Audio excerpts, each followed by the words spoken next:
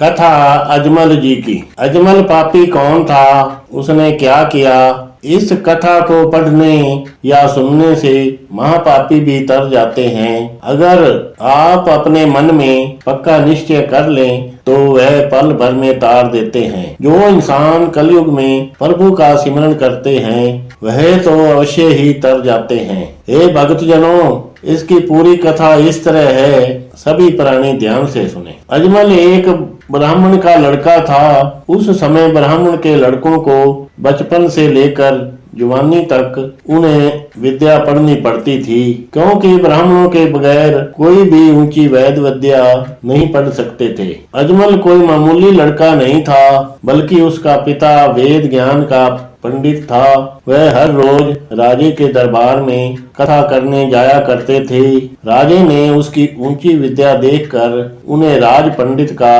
दर्जा दे रखा था। अजमल की उम्र अभी कोई 5 वर्ष की थी कि पंडित जी ने उन्हें एक विद्वान पंडित जी के पास भेज दिया। वह पंडित बड़े नेक इंसान थे। वह बड़े उत्साह से उसे पढ़ाते थे।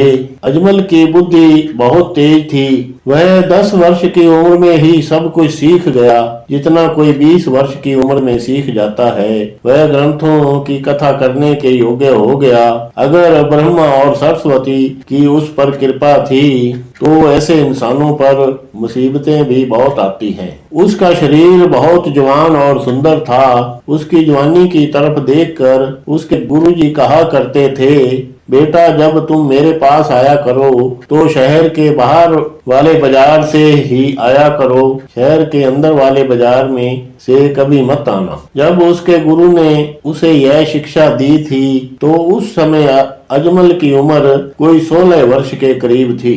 अजमल ने गुरुजी का हुक्म सिर माथे लगाकर कबूल किया। वह 4 साल शहर के अंदर वाले बाजार में न गया। वह कई बार अपने मन में सोचता था कि आखिर अंदर वाले बाजार में क्या है जो गुरुजी अंदर वाले बाजार में जाने के लिए मना कर रहे हैं। वह यह बात अपने मन में हर समय सोचता रहता था, परंतु वह गुरुजी का उल्लंघन भी नहीं कर सकता था। अब अजमल की उम्र कोई 20 वर्ष की हो गई थी। पढ़ाई समाप्ति के दिन आ गए थे। 4 वेद की कथा के भोग पड़ने वाले थे। आखिर एक दिन उसने अपने गुरु की आज्ञा भंग करने का पक्का फैसला कर लिया। जब वह अपने गुरु से फारिग होकर सीधे उस बाजार की तरफ चले गए। वह उस बाजार में चलते चलते जिस सड़क के बाहर गुरुजी का दरवाजा था और गुरुजी का आश्रम था, ठीक उससे सीधा दूसरे बाजार में वेश्वा का डेरा था। वे पापी स्त्रियां भोगों में गुलाम होकर अपने रूप और जवानी को बेच रही थी। कई उनमें से अधखड़ उम्र की थी, कई जवान थी, कई मुटियारें थी और कई बूढ़ी औरतें थी। उन्होंने कुदरती सुंदरता और सजावट बहुत की हुई थी। उस सजावट की तरह से वह ऐसे लग रही थी और उन पर इतना हुस्न आ रहा था कि वे किसी का भी मन मोह ले। कामी पुरुष उनके पास आते और अपना सर्वनाश करके चले जाते। वह कलमुहिया मर्दों का खून पीने के लिए ही बैठी थी। जो भी उनका संग करता या दर्शन करता वह नरकों का भागीदार बन जाता, क्योंकि ग्रंथों में भी लिखा है कि इस संसार में सती स्त्री केवल एक पुरुष को ही अपना पति मानती है। वह उसकी सेवा करती रहे और जीवन बिता जाए। वह औरत धर्म और सम्मान के सत्कार के योग्य होती है। अगर औरत मंदी वासना का शिकार हो जाए, माया और जबान के चस्के के बदले अपना तन बेचे, वह औरत अपनी जिंदगी में कभी सुख नहीं पा सकती। अंत में वह औरत नरकों का भागीदार बनती है। अजमल एक जवान लड़का और ब्राह्मण का पुत्र था। अमीर माँ बाप का इकलौता पुत्र था। जब वह वेश्वा के बाजार में दाखिल हुए तो सुंदर सुंदर लड़कियों को देखकर उसका मन उसके हाथ से निकल गया। उसे वह बाजार बहुत अच्छा लगने लगा। जब उसने सुंदर सुंदर लड़कियों को अपनी आंखों से देखा तो वह उनकी ओर ही खींचे चले गए। वह डोर डोरा होकर एक दूसरी को देखकर आगे पीछे चलते रहे। जब वह वहां से चलकर अपने घर गए तो उसका मन क्रंथ पढ़ने के लिए न किया और न ही खाना खाने के लिए किया। उसकी आंखों के सामने वे बाजारी वेश्याएं ही नजर आने लगी। सुबह उठा, अगले दिन भी वह बाजार जाने की बजाय उस अंदर वाले रास्ते से ही बाहर उसे अपने गुरु जी का उल्लंघन करते हुए जरा भी शर्म न आई। जब उसके गुरु जी ने पूछा कि तुम किस रास्ते से बाहर होकर आए हैं, तो अपने गुरु जी को भी झूठ बोल दिया, जी गुरु जी बाहर वाले रास्ते से ही होकर आया हूँ। इस तरह अजमल को बाजार के अंदर वाले रास्ते से आते जाते 10-12 दिन बीत गए थे। वे स्त्रियां समझ गई कि ये कोई शिकार है, इसे अपने वश में कर लेना चाहिए। एक दिन कलावती नाम की एक लड़की नीचे उतरी। वह अजमल का हाथ पकड़कर उसे अपनी सेज पर ले गई और उसके साथ व्यभिचार करके उसे अपने घर भेज दिया। यह वह कश था जो आप बीड़ी पीता है और दूसरों को सिखाने के लिए अपने पल्ले से बीड़ी पिलाता है। जब वह बीड़ी पीने की उसे लत लग जाती है तो उसे लात मारता है और कहता है कि बीड़ी मांग कर पीता है, तुम्हें शर्म नहीं आती। और बाद में वह अपनी जेब में मंडल माचिस रख लेता है। या शराब पीने वाला शराबी पहले अपने पल्ले से शराब पिलाता है। जब वह शराब का आदी बन जाता है तो उसे कहता है कि मोल आती है, मेरे कोई शराब की फैक्ट्री नहीं है जो तुम्हें शराब पिलाऊं। तब तक वह भी नशे के दल में फंस जाता है और नरकों का भागीदार बनता है। इसी तरह कलावती ने भी अजमल के साथ किया। अब तो जब अजमल घर आता और जाता उसी बाजार में से ही होकर आता और कलावती से जरूर मिलकर आता। अपने गुरु जी को सच नहीं बताता।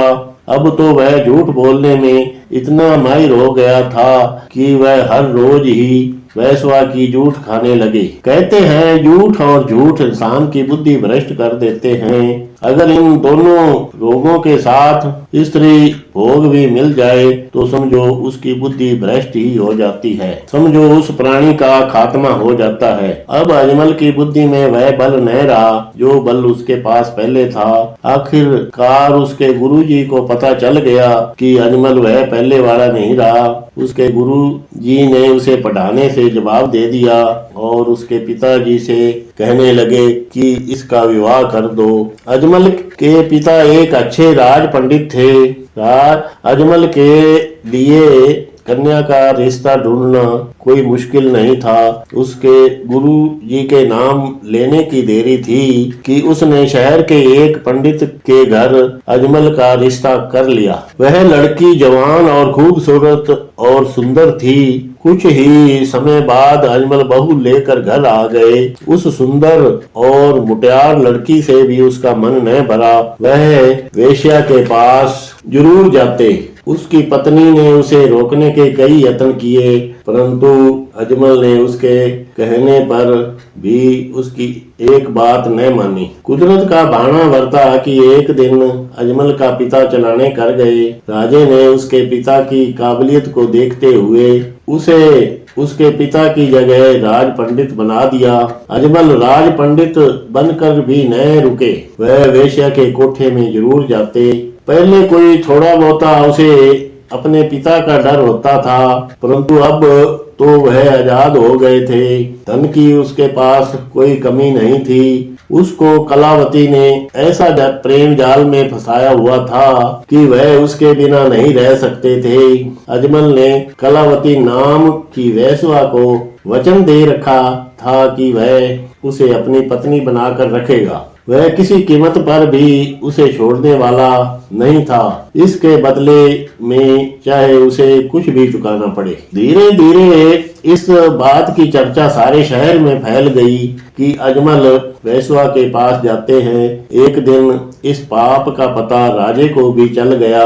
राजे ने पंडित जी से पूछा कि क्या यह बात सत्य है कि तुम वेश्या के कोठे में जाते हैं और वहां जाकर मंद कर्म करते हैं। अजमल ने थोड़ा संकोच में होकर कहा, महाराज जी, जो कुछ आपने सुना वह सत्य है। आगे से राजे ने कहा, पंडित जी यह बात ठीक नहीं है। आप राज पंडित होकर ऐसा काम करेंगे तो वह शोभा नहीं देता, क्योंकि राज पंडित धर्म और समाज के मुखी होते हैं। अगर वह मुखी होकर ऐसा काम करेगा तो आम जनता का क्या होगा, क्योंकि वैश्वा गमन पाप होता है। अब अजमल राजे के सामने खुलकर बोलने लगे और कहने लगे, महाराज जी, कलावती कभी वैश्वा थी, किंतु अब वह मेरी पत्नी है। अब वह मेरे बगैर किसी और से कर्म नहीं करती। आगे से राजे ने कहा, वैश्वा होकर वह किसी और मर्द के पास न जाए, यह बात असंभव है। हाँ, अगर तुम उसे अपनी पत्नी मानते हैं तो तुम उसे भी अपने घर लेकर आओ और दोनों आराम से रहो। आगे से अजमल कहने लगे, राजन, अगर मैं उन्हें घर लेकर गया तो रिश्तेदार मुझे ताने देंगे कि ऐसी वेश्वा को घर लेकर क्यों आए हैं, वो जहाँ है वहाँ ही अच्छी है। महाराज ने गुस्से में होकर कहा, अगर राज पंडित बनकर रहना है तो उस वैश्वा का त्याग करना पड़ेगा। सोच लो, जो दिल में आता है वे कर लो। अजमल कहने लगे, मैं कल राज दरबार में नहीं आऊंगा। राजा हैरान होकर सोचने लगे, इसका मतलब यह है कि तुम कलावती को नहीं छोड़ सकते। अजमल कहने लगे, हाँ महाराज जी, मैं उस कलावती को नहीं छोड़ सकता। राजे ने कहा, सोच लो, अभी भी वक्त है, यह फैसला तुम्हें महंगा पड़ेगा। आगे से अजमल कहने लगे, महाराज, कुछ भी हो जाए मैं उसके बदले में जान देने के लिए तैयार हूँ। जब राजे ने अजमल की इतनी बातें सुनी तो वह और गुस्से में आ गए और कहने लगे, पंडित, अब तुम राज पंडित नहीं रहे और तुम्हें अचल संपत्ति से बेदखल किया जाता है। यह जितनी भी संपत्ति है यह तेरी दूसरी रानी के नाम की जाती है, वेश्वा, और तुम्हें देश निकाला दिया जाता है। जाओ, निकल जाओ दरबार से। यह बातें राजे के सिपाही सुन रहे थे। उन्होंने उनको धक्के मारकर दरबार से बाहर निकाल दिया। कर्मों का फल निराला होता है। एक राज दरबार का मुखी शहर से बाहर निकाल दिया गया। इसी तरह कलावती को भी शहर से बाहर निकाल दिया गया। वे दोनों अपना सामान उठाकर शहर से बाहर चले गए। अजमल का दिया हुआ थोड़ा बहुता धन बचा था, बाकी का धन तो उसने खाने पीने और पहनने में गवा दिया था। अजमल ने उसे इतना बेशुमार धन दिया था कि अगर वह धन बचाकर रखती तो उसके पास वह धन 3 पीढ़ियों तक नहीं खत्म होना था। सियाने कहते हैं, पाप का पैसा किसी के पास ज्यादा समय नहीं ठहरता। जिसी तरह आता है उसी तरह ही चला जाता है, चाहे उसके लिए कोई कितने ही यत्न क्यों न कर ले। अजमल ने शहर के बाहर गरीब लोगों के पास 2 झोपड़ी बना ली। आगे एक छोटा सा बैठने के लिए आंगन बना लिया। कोई काम इसने किया नहीं था, करे तो क्या करे, कोई उसे समझ में नहीं आ रहा था। दिन रात झोपड़ी में ही पड़े रहते थे, जिसका फल यह हुआ कि जो इनके पास धन था वह खत्म हो गया। आगे पीछे 4 बच्चे हो गए। पापों के कारण उनके शरीर रोगी हो गए। पहले बदनामी बहुत हुई, अब घर में तंगी आ गई। अब तो उसे अपने पेट का फिक्र भी सताने लगा। पहले विद्या पढ़ी थी और कथा की थी, कोई और काम किया नहीं था। अब वह सोचने लगे, करे तो करे, क्या करे। सभी शरीर के कपड़े फट गए थे। नंग को ढकने के लिए धोती का एक पटका पहन रखा था। शहर में इसे जाने की इजाजत नहीं थी। जब सारा परिवार भूख से बेहाल हो गया और बच्चे भी रो रो कर खाने के लिए मांगने लगे तो उसने चिड़ी मार का रूप धारण कर लिया। यह सुबह से ही हाथ में जाल और कुड़की लेकर जंगल की तरफ निकल जाते और शाम ढलते जंगल से वापस आते। उसे वहाँ जो कुछ भी मिलता, पक्षी, चिड़िया, कबूतर और जो भी इसे हाथ लगता, वह इन पक्षियों को भून कर खाते और अपने बच्चों का भी पेट भरते। कभी कभी तो वह इन्हें भूने बगैर ही खा जाते था। अब वह हत्या करने में इतना निर्दयी हो गया था कि पाप करने से वह जरा भी नहीं डरता था। इस तरह वह जीव हत्या करके समय बिताने लगे। इतने में एक बालक ने और जन्म ले लिया, पर वो पता नहीं यह सब कुछ उनको तंग करने के लिए कर रहा था। एक तो खाने पीने में कमी, ऊपर से औलाद बहुत हो गई। यह दोनों बातें अजमल के लिए मुसीबत बन गई। अब तो लोग उसे पापी अजमल के नाम से पुकारने लगे और उसे चिढ़ाते थे। पापी अजमल आ गया, पापी अजमल आ गया। वह अनपढ़ों की तरह उनके पीछे दौड़ पड़ते। जब वह ज्यादा गुस्से में होता था तो उन बच्चों को गाली गलौज भी कर लेता था। सभी उनसे नफरत करते थे। कई बार कलावती भी उसे भला बुरा कह देती थी। अब तो प्यार भी उसका दुश्मन बन चुका था और उसे किसी तरफ भी सुख नहीं नजर आ रहा था। एक दिन की बात है कि अजमल जंगल से कोई 10 चिड़िया, कोई 4 कबूतर, कोई 2 भारी पक्षी लेकर अंधेरे में घर वापस आए। आकर अपनी पत्नी से कहने लगे कि इन्हें भून दो। आगे से कलावती कहने लगी, आज अपने घर 2 वैष्णु साधु आए हैं। अगर आज घर में मांस बना तो वे नाराज हो जाएंगे। साधुओं को कभी नजरअंदाज नहीं करना चाहिए। पता नहीं पहले हम कौन से कर्मों का फल भुगत रहे हैं, इसलिए कृपा करके आज मांस न भूने। घर में थोड़े से चने पड़े हैं, वही भून लेते हैं। कुछ साधुओं को दे देंगे और कुछ हम खा लेंगे। जैसे स्त्री ने कहा, अजमल भी वैसे ही मान गए। दूसरी तरफ में साधु बैठे थे। वह उनके पास भुने हुए चने लेकर गए और कहने लगे, महापुरुषों, मेरे पास यह कुछ है, आप इन्हें कबूल करें। मैं महाकंगाल हूँ, महापापी हूँ, महामूर्ख हूँ। मैंने सारी जिंदगी मंदे कर्म करने में गुजार दी है। अब तो पिछली उम्र है, मौत भी मेरे नजदीक है। घर में महागरीबी है, बदनामी और लोक निंदा ने मेरा खून पी लिया है। मैं बहुत दुखी हूँ। महात्मा जी, मेरे दुख दूर करो। साथ में यह बताओ कि मेरा क्या होगा। नरकों की भयानक अग्नि, मुझे बहुत डर लगता है। आप भगवान रूप हैं, मुझ पर दया करो। इतनी बात अजमल की सुनकर उसमें से एक ने वचन किया, खुदा के बंदे, अब तेरे दिन अच्छे आने वाले हैं। अब जो बच्चा तेरे घर पैदा होगा उसका नाम तुम नारायण रखना। बस वही लड़का तेरे दुख दूर कर देगा। यह कहकर साधु चले गए। उस दिन के बाद उसके दिन सवरने लगे। अब वह जितना भी शिकार लेकर आते उसमें से कुछ बिक जाता और बाकी का मांस वह घर में भून कर खा जाते। कुछ समय बाद कलावती के एक और पुत्र हुआ। वह बालक बहुत सुंदर था। संतों के वचन के अनुसार अजमल ने उसका नाम नारायण रखा। वह उस बच्चे को बहुत प्यार करते थे।